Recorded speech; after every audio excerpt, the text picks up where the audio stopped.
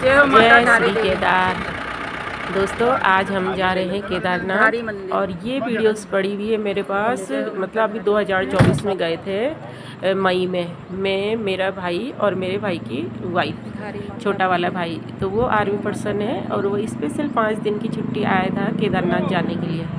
तो केदारनाथ बाबा जी ने हमें बुला दिया और हम चल पड़े और सडनली प्लान बना हमारा, मतलब एकदम गए हम लोग और पहले से कोई भी प्लान नहीं था। अचानक सुबह प्लान बना और हम लोग निकल पड़े केदारनाथ की ओर।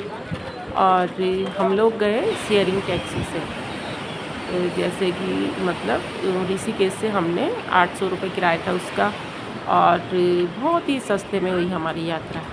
800 रुपये किराया था और सोनप्रयाग पहुंच गए।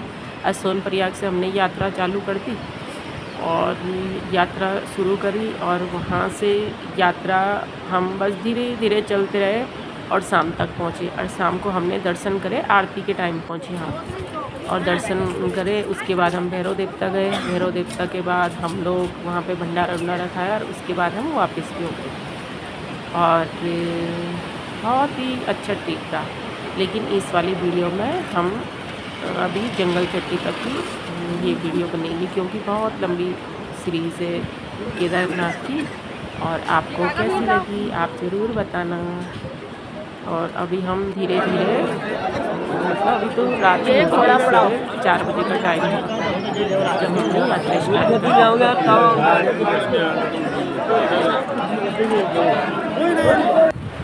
आप पहुंच गए गौरी कुंड में। ये ट्रिप मेरी सबसे अच्छी ट्रिप रही।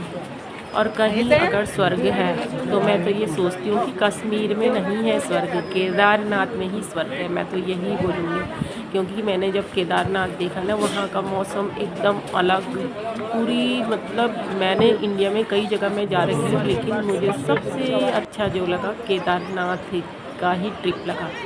और उससे सुंदर और कहीं नहीं है। सच बताते भगवान स्वर्ग में रहते हैं। और एक बार आप लोग भी ज़रूर जाना बाबा जी के दर्शन करने।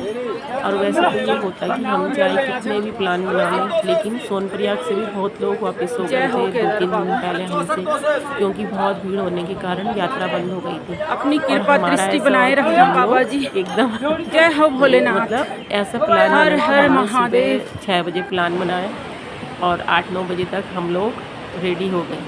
ऐसा प्लान बना, ना ही हमने अपने कपड़े रेडी करे हुए थे, ना ही बैग रेडी करवा था, कुछ भी प्लान नहीं था।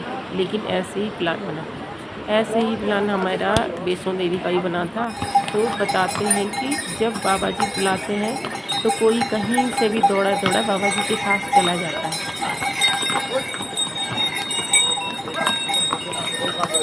और हम लोगों ने पैदल यात्रा करी। थोड़ी सी परेशानी तो आ रही थी क्योंकि घोड़े भी उसी में चल रहे थे, पालकी भी उसी में चल रहे थे और डोली भी उसी में चल रही थी। लेकिन फिर भी हम लोग आराम से साइड साइड से चल रहे थे और इतनी ज़्यादा परेशानी भी नहीं हुई क्योंकि हम लोग आराम आराम से जा रहे थे बैठ के फोटो। और ये यात्रा हमने 11 घंटे में कंप्लीट करी। शाम तक, सुबह से शाम तक हम पूरे ट्रैक पे थे।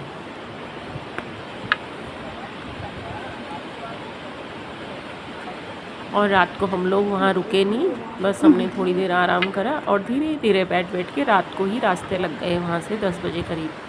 और सुबह 4-5 बजे करीब हम लोग सोनप्रयाग पहुँच गए थे पैदल और आराम से पहुँच गए। और सोनप्रयाग पहुँचे तो नाश्ता खाया हम लोगों ने और उसके बाद हम लोग वापस ऋषिकेश के लिए।